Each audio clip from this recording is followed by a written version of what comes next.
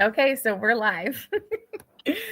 All right, so we'll Yay! see when people are jumping on here and everything, but welcome everybody to my channel and to one of my first author interviews with Victoria Lum. So thank you so much for being here. Yay! Yay! Thanks for inviting me. I know. I'm so excited. You've been so amazing, like chatting with me, and I know you are like that with your fans. So, just so excited to have you on and to be doing this interview. So, just be patient with me because I'm a total newbie at this. So we'll see how Oh, it goes. trust me, I'm not. I'm not by any means an expert. So we're in this together. Like we're all good. Well, to start off with, congratulations with everything with When Hearts Remember. Such a great release. And I'm so excited to see all the hype and positive things online. It seems like you're growing and growing with like this Orchid series each book. I honestly, I'm floored to be honest, because I mean, you're in the book space a lot longer than I have Mhm. been actually.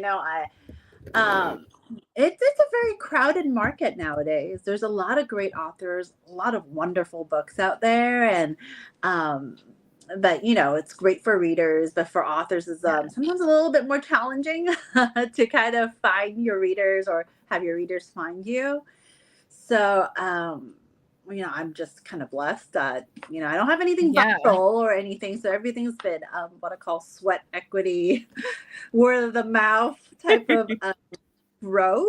But, um, I was telling one of my team members that I'm in KU, and so we Mhm. kind of go by what sales and page reads, right? Like in Kindle Unlimited. And we'll see. We're on June 13th right now. I might get close, if not, I'll let you know if that's the case. 1 million pages this month. We'll see. Wow. I might, and to put it in perspective, of course, there's a lot of authors that are, getting this like a day, or like a Yeah. week. But like for someone like me that's starting from scratch with nothing viral, it's a big milestone and 1 million pages. That's quite a lot of books. Yeah. Just my today live today right now, um it's close to eight, it's past 8 million. It's like 8 to 9 million right now, of Mm. which 1 million hopefully by then it'll be hopefully over 9 million. 1 million is 1 month, and so we'll see. But I'm like That's monitoring exciting. like a hawk, but because I'm really bad at like sharing this type of info, and but I feel like I should, for transparency purposes, but also to like thank my readers for getting me there. Yeah. Um, but yeah, like thank you, for reading my books and talking about it. Well, But we'll see. my first book I read of yours was, gosh, I'm trying to remember. It was, Parker, right? hold on, let me go to it Single because I'm Danny. like just lost the name, of course. The Brightest Spark. So I got Oh, the you're so arc for The Brightest cool. Spark, and so I loved it. And so then I just Mm. kept requesting the arcs, and then I eventually, did your arc team and everything. But I Yay. remember and then that's why I went back now to read the first part of that series because I came in at the very end, but I still felt like I wasn't missing anything. Like that's what I think is good is people can kind of jump in whenever, and it's Yes. not. I think it's best to read them in order always, but I think anybody could jump in if they want this certain trope, and it would be Yes. okay. But that's kind of how I was introduced.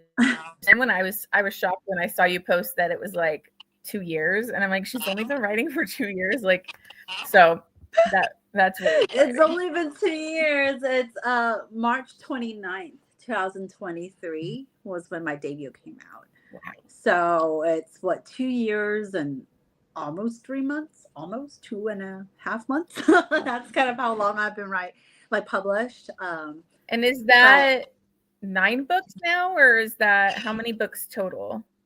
9 books published. Yes. 9. Okay. Yeah, 9 books. Oh my God, 9 books. That's Yes, a lot for 2 years, you know, like I'm writing my 10th. Oh my goodness. Yeah, no, I had 4 books out the first year. And then 3 books out the second year, and now we're going on to our third year. So like 2 books, and I'm doing like 3 books a year. At least I'm trying to. It is extremely hard. I will tell people are like, how do you do it? I'm like, well, I don't really have a life outside of work. I feel really bad. I'm trying to be better at it, like so that I could at least take a day off. I work 7 days a week, and like do you have another job some independent like authors do? Or do you just do the write full time? No, I have 2 full-time jobs. Oh, And wow. so That's a yeah, lot. and then I have a family, right? And so Mhm. I essentially don't do anything fun, and I'm trying to change that. I'm trying to, Yeah. just so that I could, be with my family and try to schedule a day off, here and there. But I haven't quite figured it out yet. I'm still very new to The this. work-life balance is hard, I think, for It's pretty non-existent right now. Let's put it that way. And yeah, but yeah, no, it's only been a little 2 years, and I write my books in a way that, I kind of expect that people are going to find me with each book because I am so new, right? Like I'm a new author, so Mhm. folks, the goal is, right, for new readers to find you with each release. Yeah. And so I don't want them to feel like, oh man, I have to like start in book 1. No, you don't. Like all of them are written as Mhm. standalones. I try not to Yeah. ruin previous books. I try to be very vague about resolutions of like couples and other books, just so that people could always jump back or skip around and don't Mhm. feel like they're losing out on the experience. And a lot of my readers do that though. They discover me with the current Yeah. book, and then suddenly, and then they'll be like, ooh, now I want to kind of go back and like, I met some of those Yeah, like characters. one of my favorites Yeah, was Millie, Ryland, of yeah. course, and like that one blew me away. And I hadn't read Adrian's book till just this month, and so I was like, it was really cool reading Adrian's because you hear about him in that book, and I'm like, oh, he Yeah, sounds cool. He sounds interesting. I want to yeah, read this guy's book. So it's yeah, like, oh, and then I went back and read his, and it was just like, I don't know, those 2 books got me really emotional with like the parent, being sick and yes. everything. And I was just like, she got me again. I'm like, I'm crying over this parent again. Uh, It's funny because, I am not one of those people who kind of came out of the womb knowing I want to write and have like, yeah. spiral bound like notebooks like ever since I was a kid. Like that was not me. Mhm. I've always been very creative. I had a lot of stories. I thought I was going to go into film. That was kind of because they're so visual in my That's head. what I wanted to do too. I wanted to do like Yeah. editing or like work in film. Yeah, so I actually took some film classes because my college had an extremely good cinema school, and thought I was kind of interested in that because everything that I see when it comes to stories is very visual. I see a movie in my head. I see kind of, is this a close up? Is this a wide angle? Is this like I see a Yeah. whole thing in my head, and sometimes even with music, it's like really really strange, and so but obviously didn't go into cinema, but I'm a huge reader, like huge. Before I was probably following you, frankly, and others on my personal account, and just getting book recs from Bookstagram folks, and never did arc read. I was just a lurker for a long time, and read Yeah. hundreds and hundreds and hundreds of romances every single year. It was my way of de-stressing until like one day I was like, you know what, I should try. I have stories to tell. Let's sit down and let's Mhm. try to write a book. And I did. I bought a book about how to write a book. It was how to write a book in 30 days. I think I bought it from a bookstore, and I sat down. It was very unstrategic of me. and I wrote a book. That was my debut. And I was like, hold on a second. Like, I could do this. This is actually really fun and enjoyable for me. And since then, it's been just, I read a lot of craft books now, kind of approach it with like a professional writer, like what type of craft I need to know Yeah. and skills and stuff. I have like stacks and stacks of craft books. That's what I read for fun now. And I kind of go in there and try to work on things every single novel. And yeah, I mean, you've read my book, so you probably have seen, changes, throughout time. Even within the same series, frankly, of how I write, the vibes I hit, and things like that. A lot of it's very deliberate, with me just kind of really be like, okay, let's take this very, very seriously and learn from the You're greats. growing from each book. Yeah, yeah. That's the idea. That's the idea. So my hope is that folks will discover me. They'll like stories, go back, read the other characters, and in a way, folks who follow me, it might be interesting to see kind of how the stories go. So, well, that was like even one of my questions that I had here, but I'm like, if you read romance, because some of the people, like some authors you see where they like, oh, I don't read romance, I read. So you answered that, you definitely read romance. So I'm a huge romance reader, and ever since I was a kid, ever since I was like, I think, what did I start with? Like the first one, Babysitter's Club, had some, romances in Babysitter's Club and in Sweet Valley High, and then graduate to oh my Regency God, it's romance. taking me back. Right? See, here's when did you start reading and enjoying romance? Right, like it was ever since I was a kid. Like we even had like the board game. I think it was like Sweet Valley High, and it was like a board game too when I was a kid. So I'm probably aging myself here, but it's like, well, we were probably all around the same age, so but yeah, no, a huge romance reader, and I read everything from like sweet YA to pitch black dark romance to romantasy to paranormal to aliens to like whatever. Like essentially, if the plot is good, it grabs my attention. I don't have a lot of triggers. I'm thankful for that, and so I just enjoy it. I don't, I definitely don't judge when I read. I don't judge anybody like about the books they read because I read everything.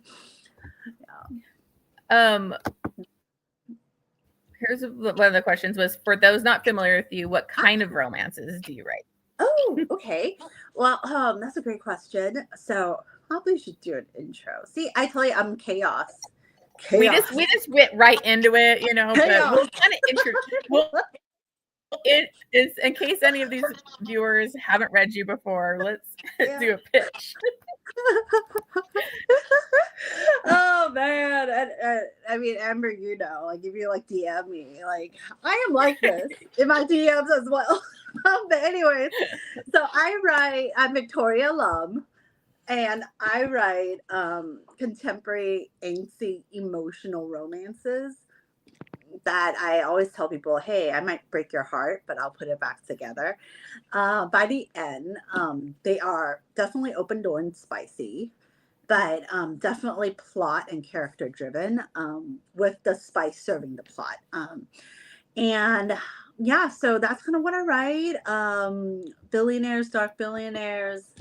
We got somebody who loves Sweet Valley Twins. Like dark, what I call grayish romance, like gray to dark gray.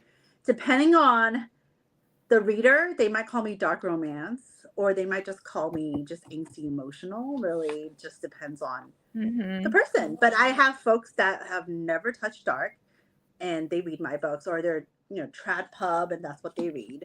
And they read my books, finding it, oh, hey, I could do this. And then I have like dark romance girlies who read my books as well. So I kind of fall into that in the middle. I hope. Yeah.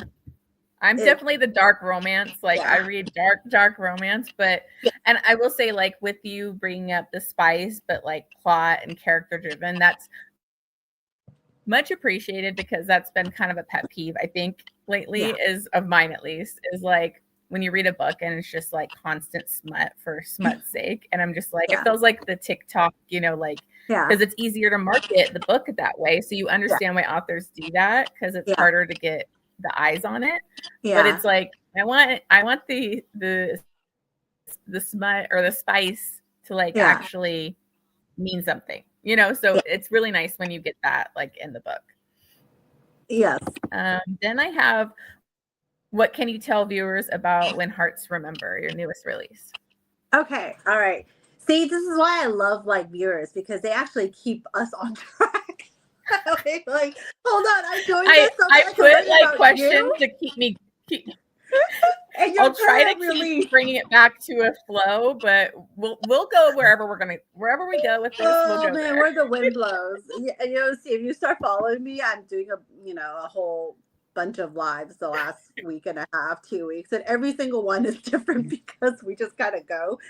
But yes, so I just had a release June 4th, a little over a week ago, When Hearts Remember, and this is the author proof copy. That's why it has the band on it. I'm still waiting for the actual copies from Amazon. But this is book number 5 of the Orchid series.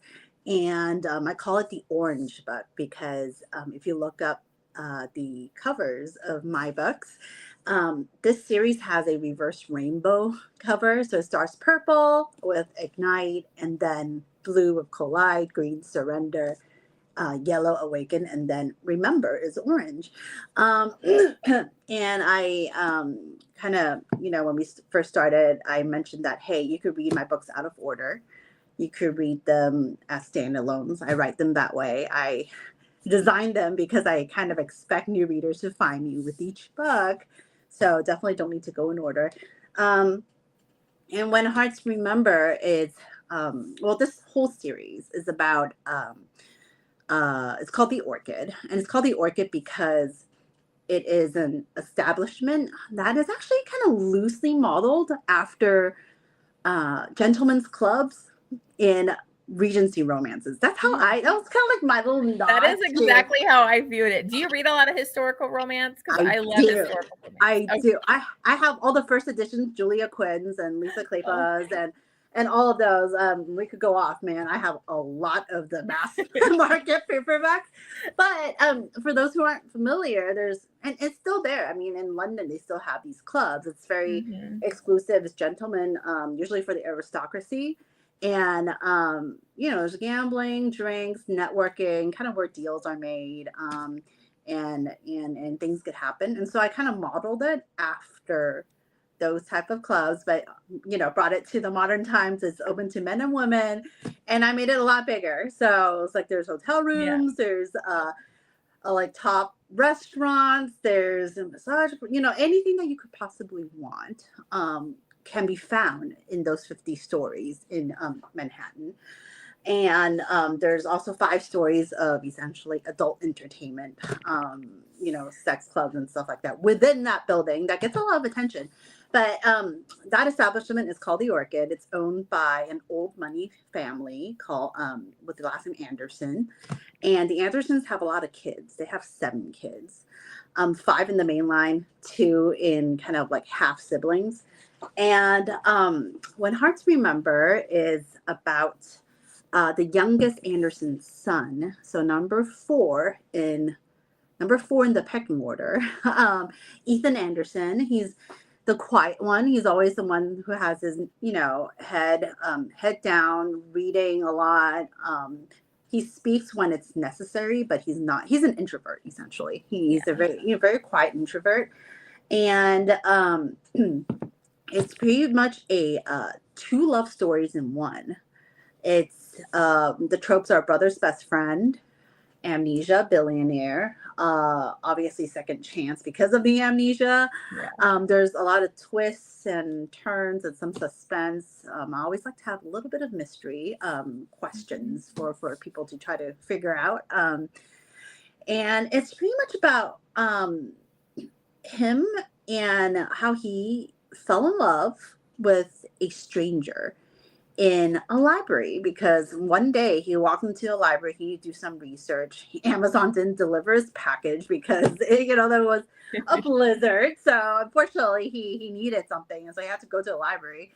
And he went to a library, and he's a poet, so he always liked the written, the literature, and he likes bookstores and all of that. He went to a library, did his research, and then came across a leather journal that looked out of place in one of the bookshelves. And, he was curious. He picked it up, opened it. There was pretty much like a welcome letter in that journal. Essentially, it was like, oh, hey, you know, um, I like it's obviously it's a girl who's written it, and pretty much the gist of it is she's feeling kind of lost. She doesn't really know where she fits in life. She's feeling a little overshadowed and forgotten, in her family. And she has some mottos. She's a very kind of whimsical, very, very funny type of, like you like her. She's, very Yeah. energetic and perky and you just don't know where the wind blows with her. And then so she has these mottos. One is like, oh, hey, don't wait to live because the clock keeps ticking. And another one is there's a reader for every book, including mine. And then the third one is if I believe it, who's to say it isn't true? And so she's thinking, hey, I kind of feel really lost. I kind of feel like I have no one to talk to. And my friends would think I'm nuts if I talk to them about everything that I'm thinking. So I'm going to write a letter, put it in a journal, and put the journal somewhere. And then if, have fate, essentially, go find Yeah. me someone that I could talk to. And that became Ethan. And then Ethan, he is logical, rational. And he's like, dude, I need to adult, man. He is doing an undercover boss thing where he's going to start working for his family's company with the goal that one day he's going to take on the finance department as CFO. But he doesn't want handouts. He wants essentially, I want to get there by myself. I want it to feel earned. And so he's going undercover. And he's just like, dude, I don't have time for this. But, like something about that letter of feeling lost and not sure where you are in life resonated with him. And so he did something out of character. He replied. And that began a very sweet kind of romance that was purely on paper. They fall in love through a lot of letters and journal entries, and you start like, I love having, all those journal entries and letters. Like yep, a you can lot just of feel things them falling for each other through the letters. And you they were, could, right? And yeah. there's like riddles and stuff like that. They all have literary Mhm. riddles, and they hide the journal, make the other person go find it. And essentially they fall in love. And later on at one point when they do meet, they find out, oh crap, she is actually his best friend's younger sister, whom he has, sworn to his best friend he will never touch. And Yeah. so you have the whole best friend's brother type of thing going on. And at some point in time, because this is a secret relationship, they were going to come out to, and tell their families, but she got into an accident. And that accident, unfortunately, she almost lost her life. She ended up being in a coma for 8 years. And then when she woke up, she doesn't remember him and quite a few years of her life before the accident. And, so there's two love stories. One is obviously how they fell in love all those years ago. And then the second love story is, well, when she woke up and she doesn't remember him, 8 years have passed. He Yeah. has changed a lot as a person. He's a CFO now. He's cold. His heart, it was just, you could see him change. And how like, but he's never given up on her. So it's kind of like, well, who is this guy? Why is he, kind of an asshole, but very intense? Do they fall back in love?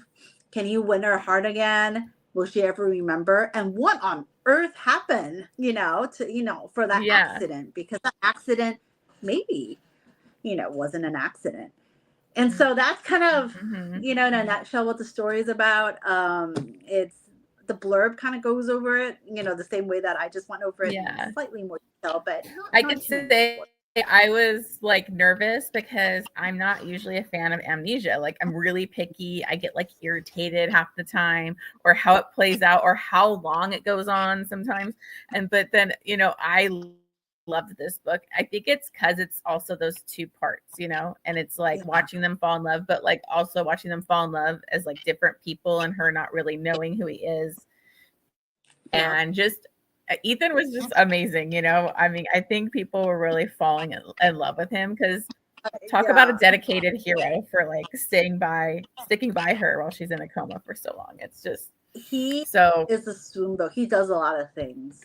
And you find out over yeah. time how he survived those years waiting for her. And I think those were some of the hardest Mhm. chapters, frankly, to write and probably to read.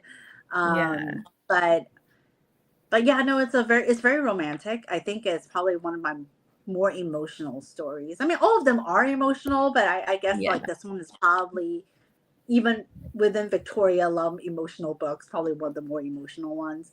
And obviously, Yeah. like all of my books, they're all dirty talkers once the heat gets, going. And so you have the spice, you have the smut. But yeah, there's definitely a lot of tension before it all explodes, type of thing. So We got a comment here. Stephanie says, a few months back, I read my first book of yours, When Hearts Ignite, and really enjoyed it. I'll be reading more. Yay! yay! Well, the next book, if you're reading in order, was Amber, your favorite, right? For a while until Well, you I don't his know. story. It's tied because Ryland was my favorite, but then I read Charles Vaughn, and like that book when we actually did that for our buddy read. It's When Hearts Surrender, right? If I'm remembering Oh no, correctly. Vaughn would be When Hearts Awaken. Charles Vaughn.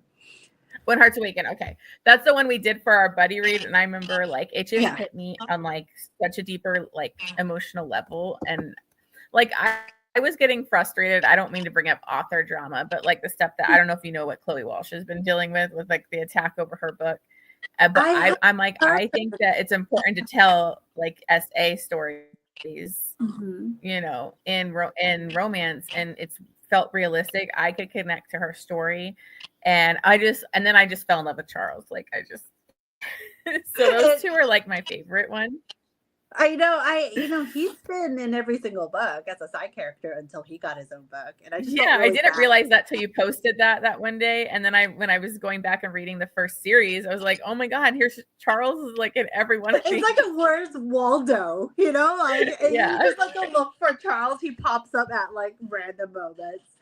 Um, And the guys are but no, always worried he's gonna take their woman or something because he's like so they suave they and do. I love the whole bromance and like found family aspects. Like you'll yeah, see that in both series. And no, I do agree with you. I think it's important to write about darker topics or hard topics that are real life. hmm I was frankly, I know we aren't talking about Charles, but I was nervous writing about yeah, his story just because it's such a sensitive subject. And when I was hmm doing research, it is also a very common, unfortunate trauma that a lot of yeah, women have to experience.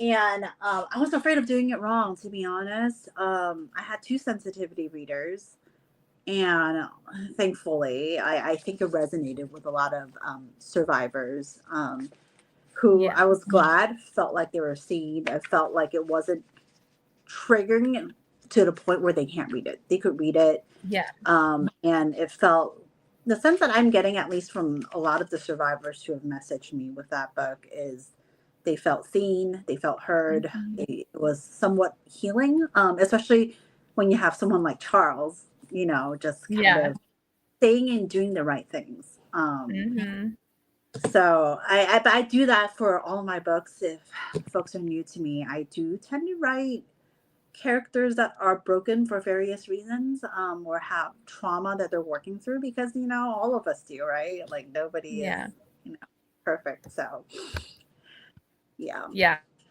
I loved it. I think it was really moving, and I mean, even just from that live show, some of my viewers had like messaged about how it really moved them, and they were a survivor and all that kind of stuff. So I just think it's so important, and I love that you weren't afraid to like go there and tell that story. And then obviously you have you're being responsible with it and respectful, you know, like, and having sensitivity readers and stuff. So I love it. So that one holds a really special place for me. But I did love, you know, the student teacher, of course, romance of People love Rylan is Rylan. amazing. They either like him or they hate him. Um, but they finish the story regardless. They'll have strong opinions about him by the end Yeah. of the day. That one was so angsty to me. Like it was so angsty and like slow burn. And I was like, It okay. is.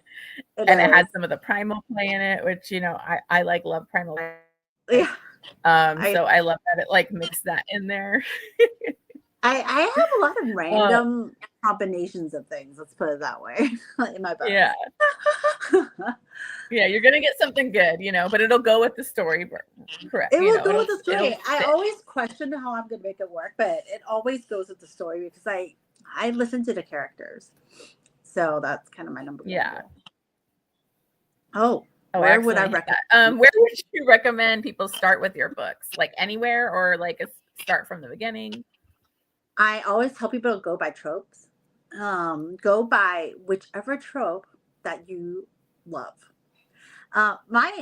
So selfishly, as an author, I just want you to read my books. And so, my hope is that it's easier to get into a new author's stories when you read tropes or a blurb that you're interested in, rather than like, I Yeah. really want to read book 4. So I'm going to go and read books 1 to 3, even though I really want to read book 4. Like, as a reader, I've done that before.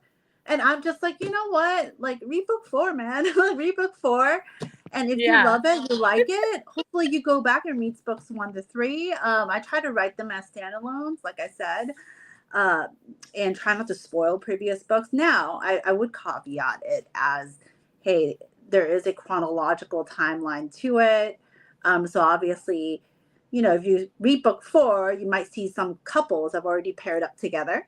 And Mm-hmm. so obviously that might give a little bit something away, but I try not to put too much to give away give away stories. I liked the family tree thing that you were doing too, like in the beginning of the book. Like I know you were talking about adding more to it from like the I previous do. book, and I thought that was really cool because I know but yeah, like I loved it because you could Yeah. visualize everything, you know. Sometimes Yeah. I've read this, like I have an author that I like, but she wrote like a huge second generation, but like I didn't read the first generation. It's all these characters. I'm like, I don't know who this is, and she just had them like listed. So I really like that because it kind of lets you Yeah. realize who's from which book, like, and then you can Yes. go to that book if you need to. So I thought it was Yeah. cool. I have that, and I also have the listing as well. Like I have the Yeah. chart, the tree, and also a description of characters Mm-hmm. starting around book 3, I think. So the first 2 books I didn't, just because Yeah. there weren't as many the characters yet. I probably might eventually go back and update and probably put the tree everywhere. But I thought that was helpful when I'm, a reader, Yeah. especially when I read big families that have a lot of people in it. And even like for romantasy, when I read, I love it when they have a Yeah. glossary of terms Mm-hmm. because I always refer back to it. And, to me, I write and I know my characters really well because I'm the one who writes them. But then it comes out every few months for you guys. And even folks who have read my books might Yeah. forget some of the relationships right by the time the next book comes out. So I think this is helpful. And the idea, like I said, is for new readers to come in, don't feel intimidated, and they feel like they go, oh, okay, I can follow the story and kind of Yeah. enjoy it. Well, with you talking about the tropes, Uh-huh. what are your favorite tropes to read Well, I am a sucker for or anything to write? forbidden. I don't know, either or.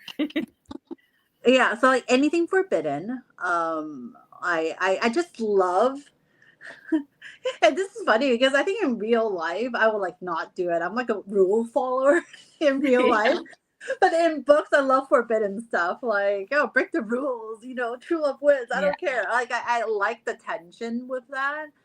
So anything forbidden, like professor student, doctor patient, like those are always they always get me because I feel like it's always Yeah. going to be very hot and very tense. Enemies to lovers is great to read, right? The banter is always top notch in enemies to Mm-hmm. lovers. Um, there's something about an arranged marriage that, usually there's, I guess, some enemies to lovers in most arranged marriages, at least, or some dislike to like, and you Yeah. get some of that banter. And then I guess like genre wise, I read everything, man. I'm a mood reader, so I read everything, like I said, from Mm-hmm. cozy to mafia to like anything under the sun. Is really where my mood hits, I guess. Yeah, that's how I am too. I read so many different genres. What are some of your favorite Oh my authors? god. Okay, it'll have to be. We probably have to split it by genre.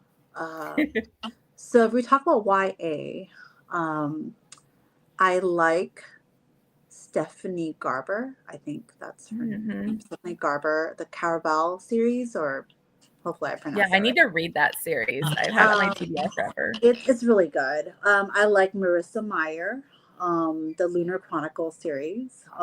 Very well Mhm. done. So why those two pop up? Paranormal, um, and sci-fi. I guess Ilona Andrews. I like her books. I like God. There's a few more. Shit. There's somebody that I'm forgetting. I've read all of her books, like all like 20 something of her It's when books. I put you It on the spot, you know. Yeah, no, it's about shoot, what's her name? Trisha, no. I'm at a loss for her name, but she writes about angels and demons. And so it's like literally a whole world about angels and demons, and I love I that. was gonna guess. I was gonna be like, "Oh, is it Cressley Cole?" But No, that's it's not Cressley Cole. because I'm It's doing Immortals After Dark right now. God, I'm gonna, now I'm annoyed. I'm like, You gotta look her up. Look her up. I have to look, and because I've read literally her whole world. Shoot, it is Demonica. Oh, Larissa Ione, Oh, Ione. I've never read her. Oh yeah, she writes about angels and demons, and it's just like Hmm. great world building and just really really fun. So I like those for my paranormal sci-fi ish. I have who else? Regency. I have obviously the great Julia Quinn, the great Lisa Kleypas, Kerrigan Byrne. I kind of gravitate towards those. Sabrina Jeffries. Dark romance. I have. Oh my god, I like there's too many. I've read a few H.G. Carltons. I haven't read the Cat and Mouse Duet yet. I Celia Aaron has some really great dark romance books. I don't know, Penelope Douglas. Do you call her dark romance? She's She was like my introduction to dark romance, yeah. but what I read now is like I think way beyond that dark I know, romance, like but that's what I'm like. This is why dark romance is always very. I feel like subjective too. it's such a huge range, you know. Hmm. So I like Penelope Douglas, and I'm like literally googling right now and seeing what I have read. Uh, and then Yeah, because I started contemporary. with hers with like Corrupt. Like that was one of my first ones of hers Oh that yeah, was like it was pretty dark, you know, like yeah, dark romance. yeah. Pepper Winters, I think, writes some really great books. Hmm. There is in the gothic romance, Carrie Lake, mafia Yeah. romance. I have JT Geisinger, JT Hmm. Geisinger. S.J. Tilley is always fun to read. Yeah. And then Mila Finelli from Mafia is pretty great. And Hmm. contemporary, we have Saffron Kent. We have Samantha Young that I love. I have Samantha Young, Saffron Kent. God, there's so many. So I mean, as you can see, I read a lot. Yeah. Yeah. I Yeah. have rom-com authors that I read that I love as well. Anika Martin and God, is it Jessa Wilder that I love the rom-com books. And so anyways, I read a lot. I as you can That's see. amazing. That's why, like, when part of me, like, one of the things that I enjoy most about being an author is not really even talking about my books. It's talking about other people's books. Yeah. Like, I'm like, you want a mountain man? You want a lumberjack? I have a recommendation for you. Like, Yes. what I do. Yeah. Oh man. Let me see here. Okay, so how did your writing journey start? What made you decide to start writing when you first were starting? I know you said it was just a couple years ago, right? And then you just decided that you wanted to try it. Yeah, well, the first book I've written, I didn't finish. I started a mafia romance actually, back when I was in college in a foreign language, and so obviously I did not finish that because my language skills were not that. It was not at the place it should be to be able to write books, like, because it's not English. So I wrote a few chapters, stopped, and then, like I said, kind of real life, got in the way. And my family was kind of like, hey, we're not going to put you through college, or help you with college. If you're going to get a degree, that might make you a starving artist. And so they were like, you need to get a degree that, that you could make a living and support yourself. And so which is true. Now that I'm a parent, Yeah. I understand the mentality, right? Like, you want your child to be able to feed themselves. I think it's a reasonable expectation. And so I'm in corporate America, and have been there for a very long time. Still am in corporate America. Do numbers, finance, and accounting. That's kind of my day gig. And until I think I had my second child, and I was on maternity leave, and I was looking at him, and I was like, hey, I'm not getting any younger. I need to. If I have a dream, I think it's time, right? Like, I'm supporting myself now. I'm at a point where I don't really need to answer to anybody except for myself and my family, and it's time for me to at least try something, pursue the quote unquote American dream, right? And so that's when I sat down and got that book about how to write a book and read it, and then literally wrote my debut in a little over a month. I am a very fast writer. I'm a very fast typist. I could type with my eyes closed, and I just type a lot. And so that's how I started, and I got completely bitten by the writing bug, and then it was just, ever since then, it's just every few months I write. I usually take a month off between books, and then I just write again, and characters come to me and they talk to me, and I have a lot of stories to tell, and 9 That's books exciting, later. like sometimes I'm like, how do they come up with all these ideas, especially with so many books out there. You're like, so I think that's kind of my next question was like when you write a new story or when you're coming up with it, like what inspired you? Like, do you know if, and that was kind of something I was wondering is, do you like plot out the whole series ahead of time of who's going to be in each book and kind of know where it's going to go? Or do you just go from book to book, wherever it takes you kind of thing? So, I'm learning as I go, right? I think there's no right or wrong answer, but the more strategic answer would be, hey, have a direction before you go in. And I'm trying to do that for the next series. Have a little bit more of a direction. With this series, I don't know all the tropes until I started writing them. And some characters are louder than others. But I have to write in order. So there's a lot of characters who their story is mostly formed in my mind, but I haven't written them yet because it's not their turn. And so they have to wait. But I'm a huge plotter. So, like, this is, for example, kind of like outlines that I've done for the current book that I'm doing. Oh, wow, cool. And I spent a lot of time plotting and a lot of time developing personality profiles for my characters. Mm-hmm. And then when I start writing, usually they deviate because the characters end up wanting to do something else, and I listen to them. So I'm a combo. I think a plotzer is what I call myself, both a pantser and a plotter. I do get a lot of inspiration from music.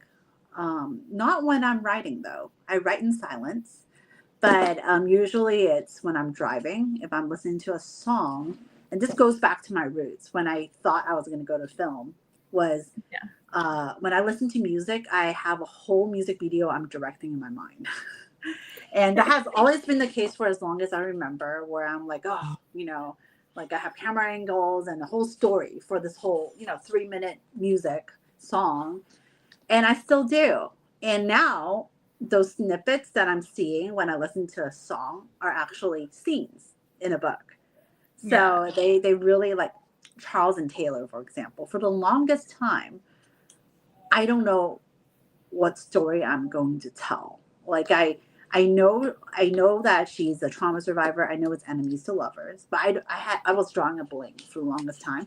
But music Mhm. helped me like kind of come up with scenes, like the dancing scene, their tango scene, their Yeah. just the touch her and die scenes, like things like that, all came from kind of listening to music and having images in my mind.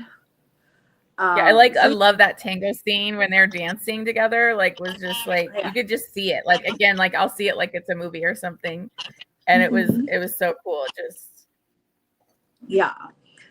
So yeah, I guess yeah. No, I get random inspiration from many different things. Put it that way. What's your writing process or schedule like? Like, how does that go for you? I write whenever I have free time because I don't have a luxury of waiting for the perfect time to write.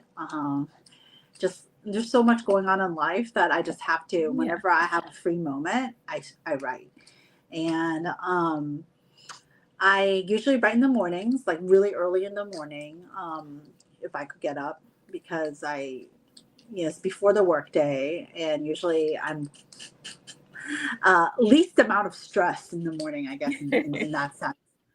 And so I usually write in the morning. I definitely write on the weekends. I write a lot on the weekends, and yeah, I plan. Like I said, I do a huge amount of time plotting, chapter by chapter, beat by beat, and then personality profiles. So sometimes people say my characters are complicated because, well, I like complicated characters, but then I spend a Yeah. lot of time, kind of delving into their mind, their psychology, and I study psychology. And so it was just kind of like, hey, how are they thinking? What's the trauma? How it, you know, Mhm. made them who they are? What is their Myers Briggs? And, like I kind of do a whole shebang with them before they even, end up words on Yeah. paper. Yeah. Well, you can see that when you read the books because it's like there's so much nuance and like different levels to these characters. Like Taylor was like one of my favorites because she had so much trauma and damage, but she was so strong. And so it was like, she had so much to her. She could be vulnerable, but like also be super Yeah. strong. So, I I like that, and you'll see that with my characters. Most of my characters mhm, have conflicting qualities to them. yeah. So it's not just the sweetheart. Usually the sweetheart Hmm. has an it's not just the asshole billionaire. It's usually the billionaire is, they have trauma, or they have a background, or they have desires that they think they can't do. Whatever it is, there's always conflict because I don't know about you. I feel like in real life all of us have Yeah. very multiple like opposing reactions and facets to us. So I try to portray that in my stories as much as I can. Makes for Yeah. interesting characters. Definitely. Let's see here. Oh, do you plan on writing any other types of genres? Maybe Well, mafia? Okay, I gotta bring something up because I think his name is Elias, right? yes, Because Elias. I want Elias's book, and I'm like, is Yeah. it gonna be like a mafia series or a dark romance series? I don't know, but I'm like, his character is like, I'm like, we need his book. Yeah. So, I mean, I would say I'm probably going to be in the contemporary world. Hmm.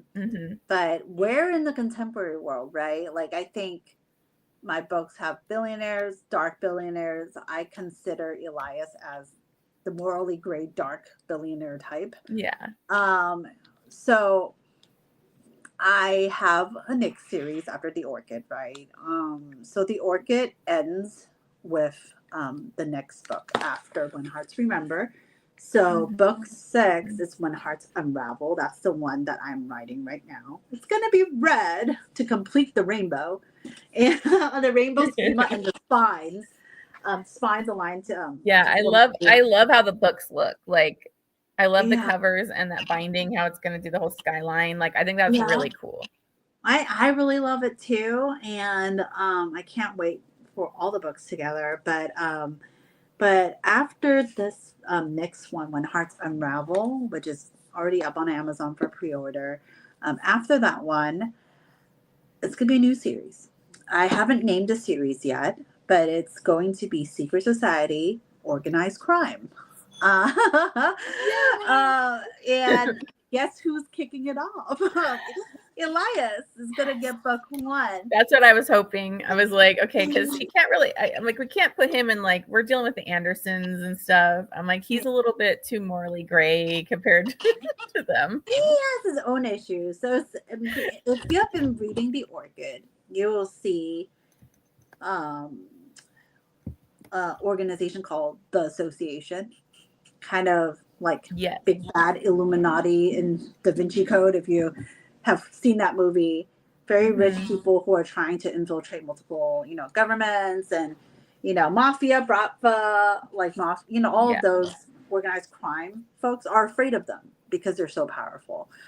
And Elias obviously has beef with them, and going to be him and his team colleagues, because they're all equal. It's not like there's a boss or anything like that. They're all equal in his gang of miscreants, gang of morally gray men.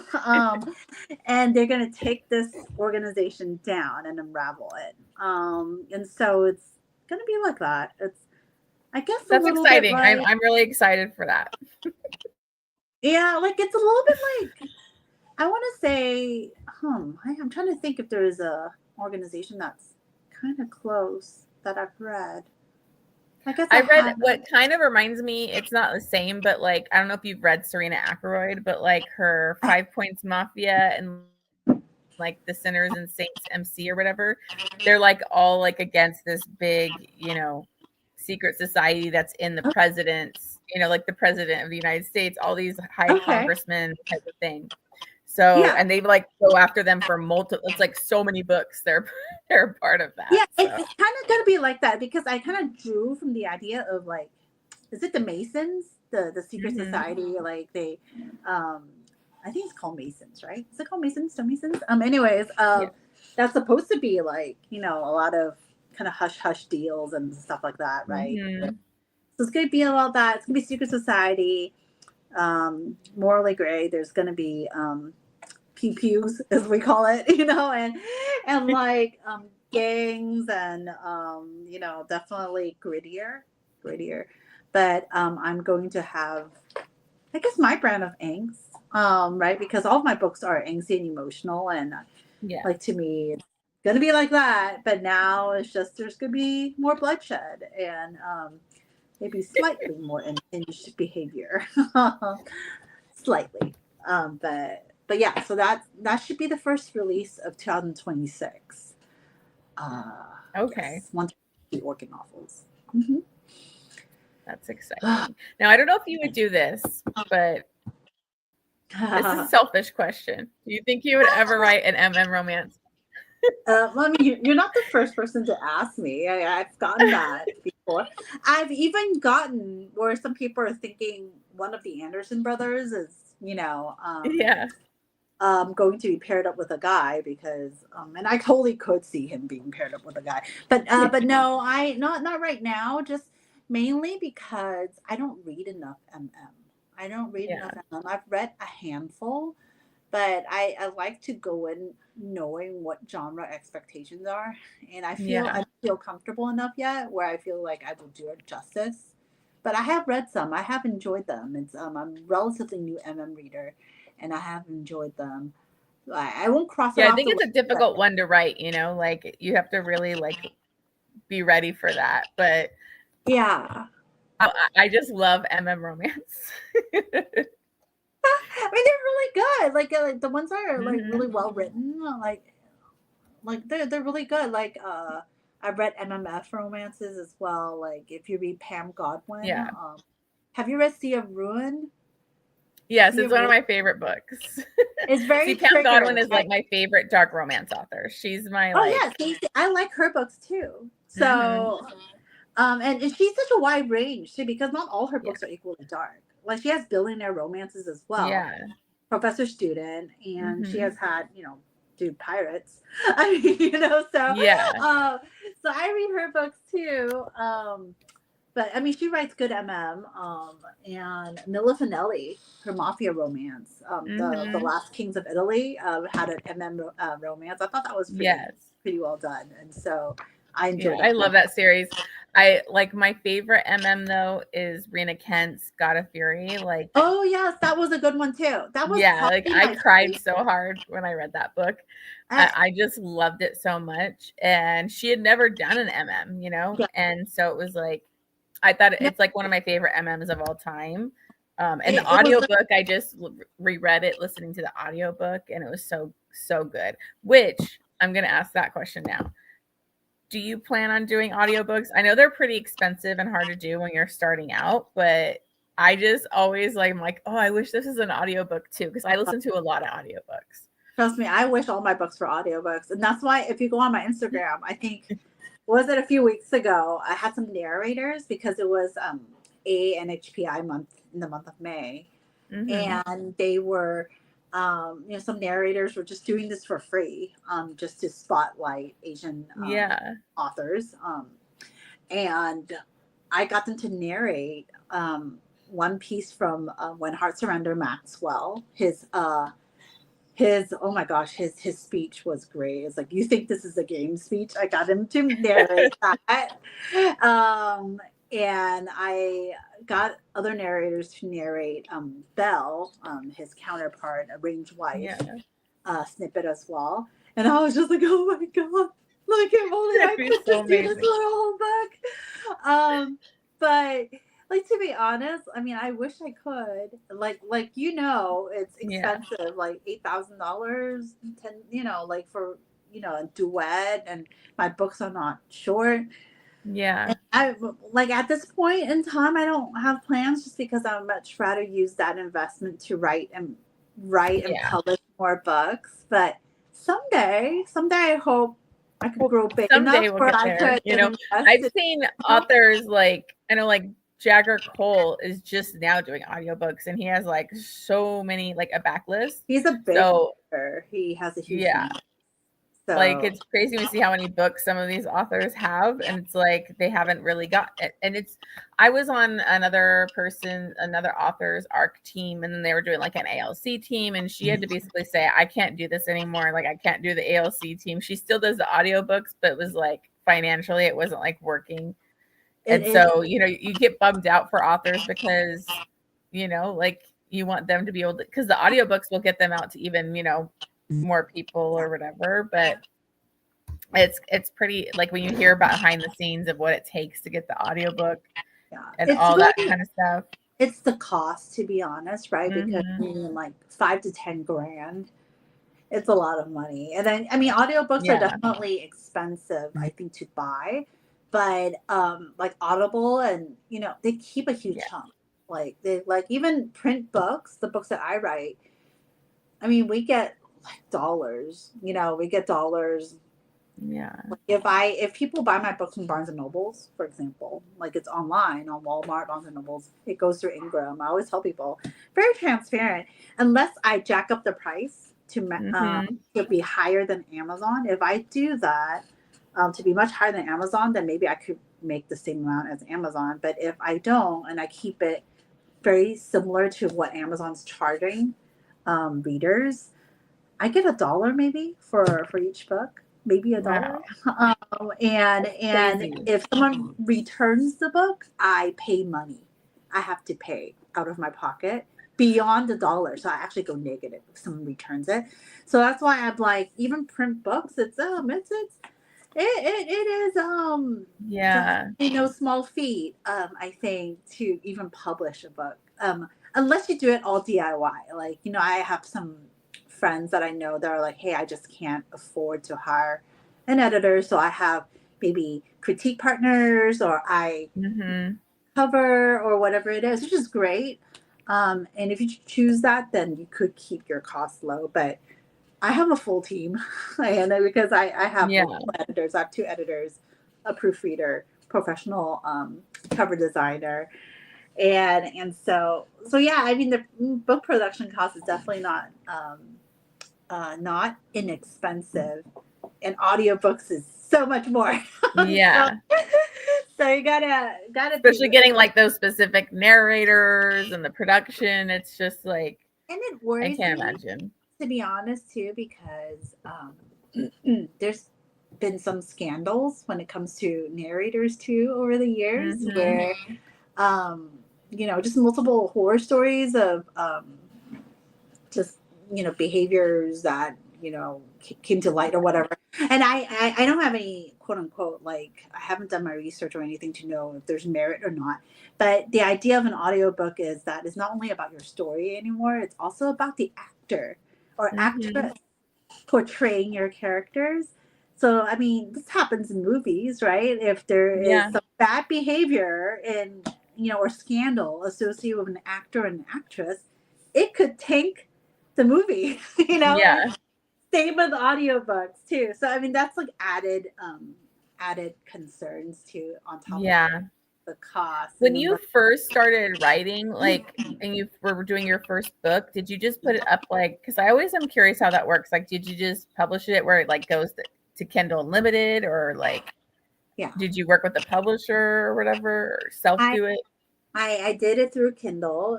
I am a self-published indie author. Mm-hmm. I have never gone through the traditional publishing process, Mm-hmm. which can take years, Yeah. because essentially you are pitching to agents, and you're querying, right? You're getting query letters, and preparing your manuscript the way agents want, and hopefully get representation, and then they have to sell it to publishers, and just the whole process could take years. Yeah. And I am, in a way, it's interesting. How do I say it? I'm not a very patient person. I would much rather have readers start discovering me, from the get go. Even though, yes, I understand, hey, my debut is not going to be the best book that I will ever write. Nobody's debut Mm-hmm. is, right? But I want to start getting my stories out there, and just kind of start right away.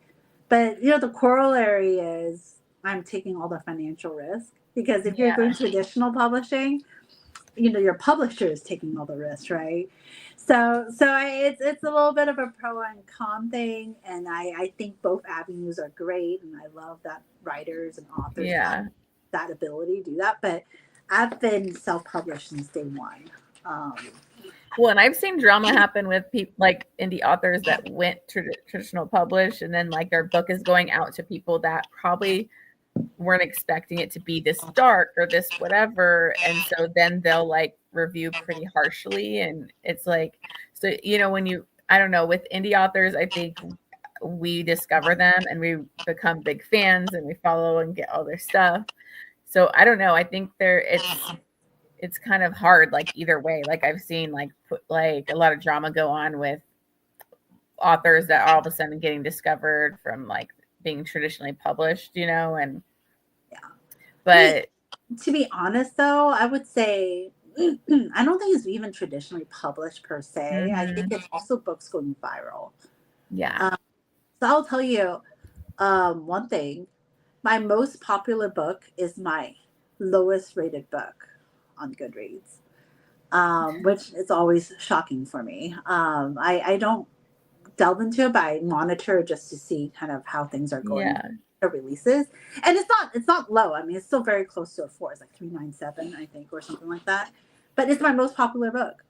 And And it's something that I have seen happen to multiple authors is the more popular your books get, you're going to attract a wide range of readers, Yeah. of which some of them probably, have never read books like your books, or they're outside, like they don't read inks, or they don't like to Mhm. read spice, or whatever it is, but they're curious because they've seen your book or they've heard someone talk about it and they want to try it. And it's a Mm. great thing. It's a great thing because some readers actually try it and decide that, oh man, I love this and I will keep reading. And I've had Yeah. actually dark readers who are telling me, hey, Victoria, you are one of the first spicy indie authors I've ever read for. I usually am a trad pub girl. I read low to minimal spice. And your books are like 5 chili pepper flaming hot. Like it was whiplash for them to get into. And I don't even consider my books that spicy, frankly, right? Because of the books Yeah. that I made. But it was spicy for some readers, but they Mhm. were able to read it and they're like, I like it. I like the angst and emotion, and it made the spice work for me. And they love Yeah. it. Some people still don't like it, but the more the bigger your crowd is, the more you're gonna get, Yeah. different types of opinions.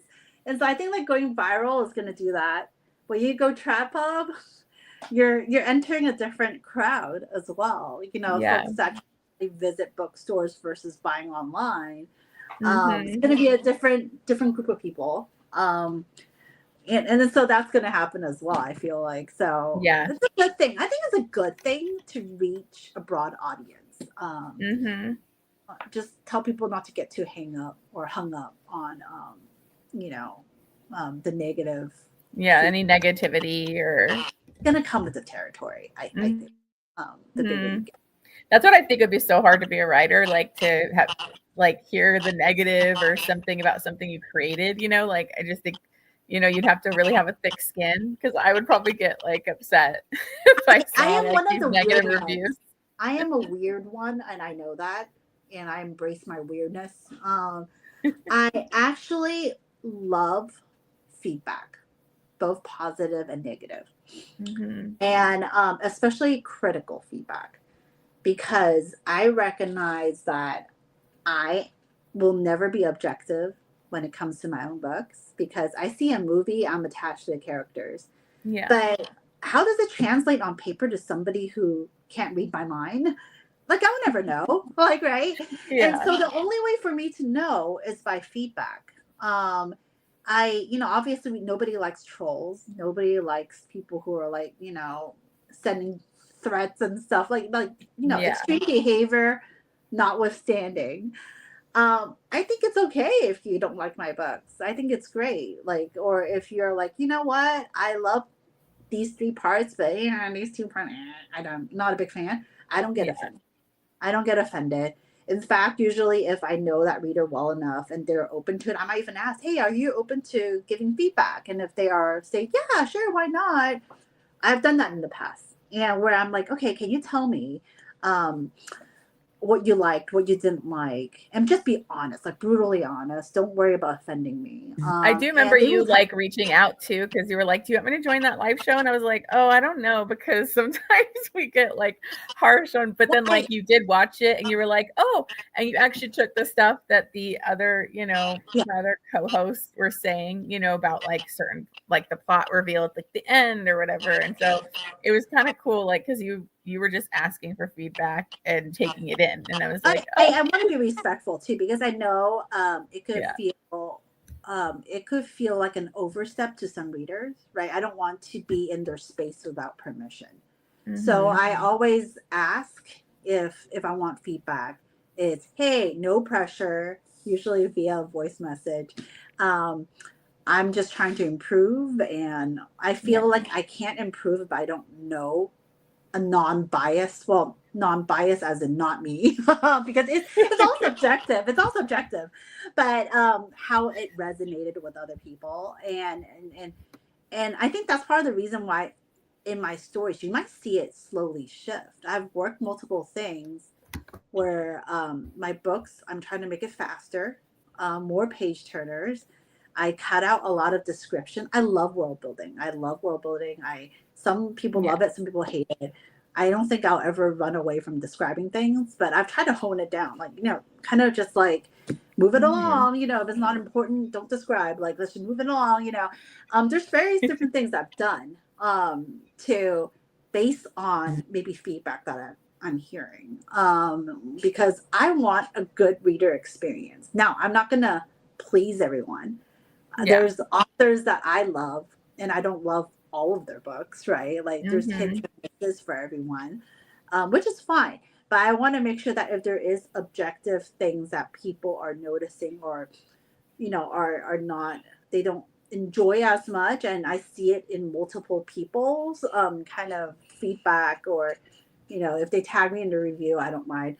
If I see enough of it where I'm like, okay, maybe this is something I need to pay attention to, right? Like, I don't have an ego from that standpoint, Yeah. because I'm like, hey, and I always use this as an example, and some people disagree with me, but if I wasn't a writer and I'm a creator of a product, right, and I'm selling a widget, let's say I'm selling a widget, I thought I had the world's best invention ever, and I'm selling it, I would want to know what those Amazon reviewers are saying about my widget. Like, maybe they're like, "Oh Yeah. man, this thing is very loose after I use it for 10 hours and it falls off in the dishwasher." Like, I would want to know about this, type of stuff, so that I could go and fix it. But it does, to your point, take a certain amount of thick skin, Yeah. to handle that, take the emotions out of it. Because to me, ultimately, we're all on the same side. As a writer, I want to tell good stories about my characters. And I Mhm. want you, as a reader, to enjoy reading my story. I want it to be a win-win. Like, Yeah. I enjoy writing it, you enjoy reading it.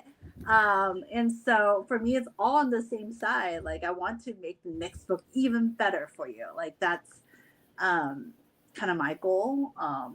It's like Mhm. kind of weird, but so that's my standpoint. I know I'm probably in the minority. Some folks actually prefer not to know any feedback unless it's 100% positive. I do know colleagues that prefer that, which is, they're protecting their mental space, Yeah. which is good, and that's what they like. And I totally respect that. And I could totally understand where they're coming from. And there's Mhm. definitely authors behaving badly that you see on threads too. And, if you can't handle it, don't do it. Like, I've like but, completely stayed away from threads. I've never done the threads thing because I've heard it oh gets man, kind of crazy it's on there, but it is, I'm a lurker on threads because it can get really vicious, out there.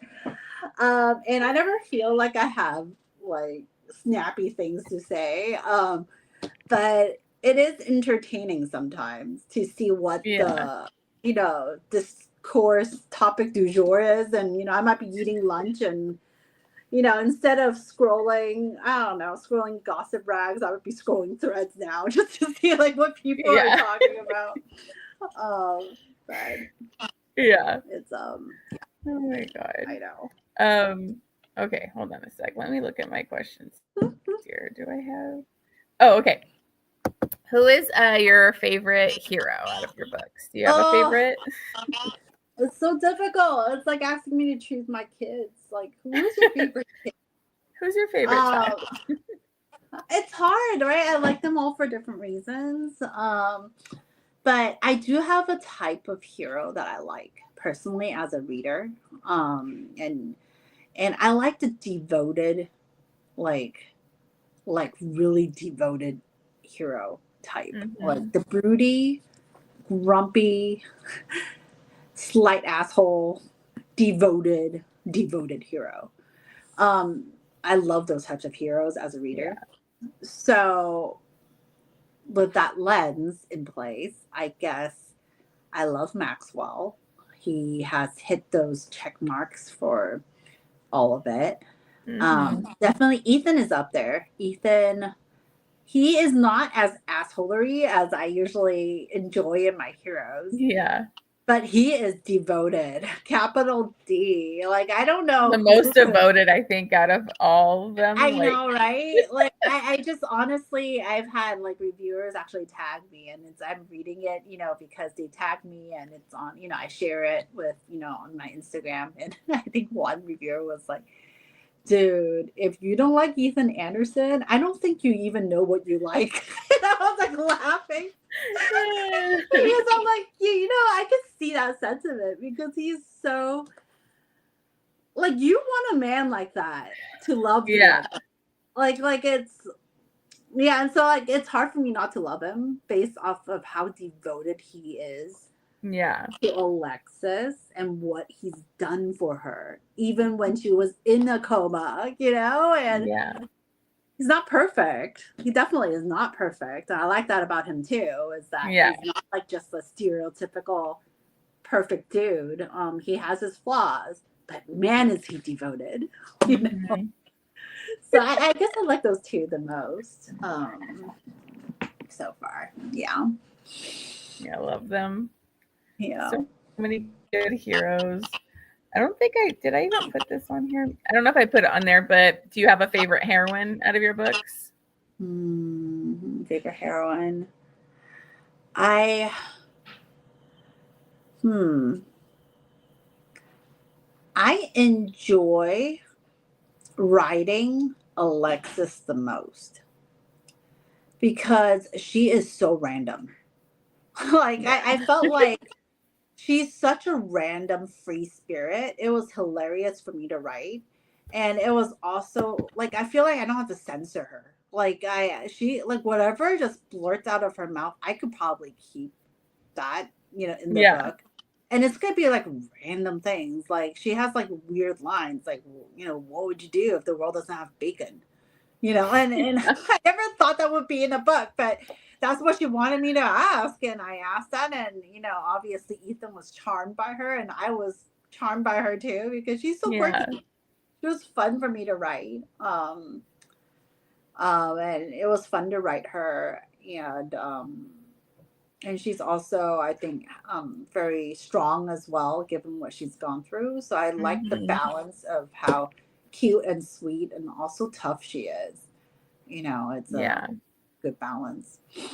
You know. Yeah, she was definitely interesting because she's like this bubbly, positive, free spirit. But then after what she goes through, it's like to watch her recovery process too. It's like, Yeah, I mean, she's angry. Sometimes she's hmm pissed off. Sometimes she regrets lashing out at people, yeah, and it's all very human to me. Like, she's also not just stereotypical, like, oh, bubbly girl who's perfect all the time. yeah, She has a temper sometimes. She feels jealous, and like things that it makes her relatable. I feel like, yeah. yeah, She did feel really relatable. yeah. So This question I think we already talked about, which was, what are you currently working on? So yes. it's the final book, right? Are you still writing that one right I now? am writing. I just got off the phone with my editor today on we did a mid manuscript review, and so I have some feedback from her for the first half of the book. I need to write the second half, and then she needs to look at it again. And I need 2 more edits, and then my second editor will get it, and my beta readers will get it. And so it's in process right now. When Hearts Unravel, Doctor Patient, Doctor Patient, and for my readers who like unhinged heroes, you are about to meet the most unhinged. Uh, and I qualify because this is a family of old money billionaires, Yeah, so you're not gonna get like serial unaliver unhingedness. No, you're not gonna get that. But out of the Andersons, you're about to meet the most unhinged you one. could get those vibes from reading him. You definitely could. He is You could rural. see It's them. fun to write him too, because he's kind of like cuckoo in the cuckoo's nest sometimes, like the things that he thinks about. Yeah, And his story is kind of, he has some things that he's going through, and you feel for him. But yeah. Doctor Patient, opposites attract, and there's a no Doctor Patient, Doctor Forbidden, obviously opposites Hmm. attract, and then contempt to love. So like dislike to love, not quite enemies, but kind of Yeah. contempt, like opposites, like they don't like each other in the beginning, type of thing. So Great. I'm excited for that one. And I'm excited for the next I series, know. obviously. You're not the only one. I've gotten questions about Elias since the first book in the Orchid series came out. The poor guy shows up for like 3 seconds, maybe like one page, maybe a few lines in one And page. we're like, who's this? And then literally I got messages after, folks finished reading when Hearts Ignite. They're like, Elias, are we going to get a book for him? I'm like, the dude just showed up. I'm like, I wasn't even sure. It was just like a flash. And then it just kept happening. Every time he shows up on page, I get this very consistent, like, is Elias going to get a story? Yeah, we want it. We want it. No. Okay, so I only have one more question, but Okay. this is basically, do you have any author signings or anything that you're going to soon? I do. I'm actually going to one next week. It's called Love and Devotion. It's in Burbank, California. It's a 2-day signing. So I'll be a signing author there. And then I'm going to Fall into Books Festival in Garden Grove, California. I think it's a Marriott or one of those. That one I think is in September. September. And then I'm also going to Steamy LitCon in Anaheim. So that one's pretty big. That's during Halloween weekend. I'll be there. We'll also be doing another big convention, Love LitCon in San Diego. Yeah, I was looking into doing that because I'm from San Diego. So I was like, oh, this is perfect one. But it just was like, I couldn't afford to do it right now. I was like, oh, dang it. California signings are very pricey. They are. And like I haven't been to like really big. I've only done like where like Sophie Lark came out and did like her and Megan Quinn came out and did like the Meet Cute bookshop. Like we don't really have a lot out here. Yeah. And so I'm like, I never can afford to go travel, stay in a hotel at these other ones too. So Hold on, are you in San Diego right now? I never knew you were a SoCal girl. I don't know why I knew you were in Pacific time. I did not know you were SoCal. Oh, that is so cool. Like, if you ever make it up to LA, let me know. Okay, I will. I'll let you know. I know when I was like, oh, she's Pacific Coast, because it's so hard with like even booktubers and stuff. They're all like East Coast, and so to like schedule things, I'm like, oh, like nobody lives out on the West Coast. I know, like nobody reads on the West Coast. I don't know what's going on. No, but there are some readers. There's a good amount of readers now that I'm meeting, but no, Love Lit is like down your alley. But it is very expensive.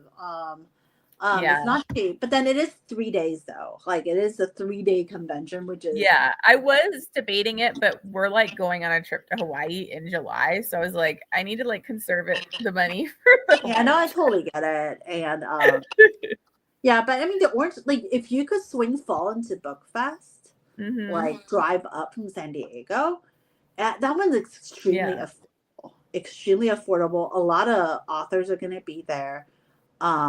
Very affordable. So you could look into it if you want to go. Definitely look into that one, because I was like, I want a more affordable one. I think it was like pricier than what I was expecting. And I was like, ooh. Into Book Fest. I'll look at it right now because last year they had it at a brewery, and then this year they're doing it a lot bigger. They're doing it in a hotel. But they keep it very affordable because, understandably so, it's very expensive to host signings. Okay, Fall into Book Fest. Where is that? Let me see. Fall into Book Fest. It is. Let me take a look. Give me 1 second. Website. Here we go. It is. It's in Garden Grove on September 20th. And it's a 1-day signing. And let's see here. It is. There's 2 ticket tiers. There's one is $60, and then the other is $85. Oh, that's a lot better. I think the ones that I was looking at for here were like 300 and something, and I was like, oh, okay, no, because I would still have to buy books. So this one is a lot more affordable from that aspect that you're. It's under the thing I was like, okay, well, I would be saving money because I wouldn't have to stay in a hotel or any of these other things that people have to do. Because I always wanted to go to the 11 Vegas one too.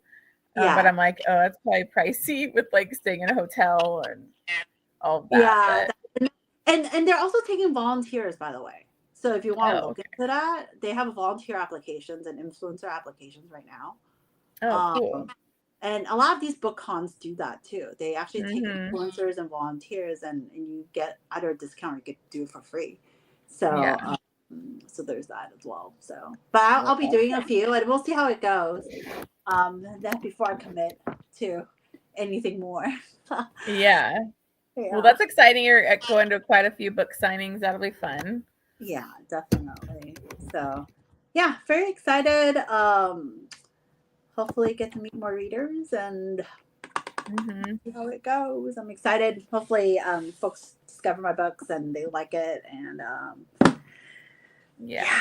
I know a lot of booktubers, like some booktubers, they like literally went to book signings and that's how they like try all these newer authors. So it definitely helps and gets your name out there and people will try, more books and stuff. Yeah. So.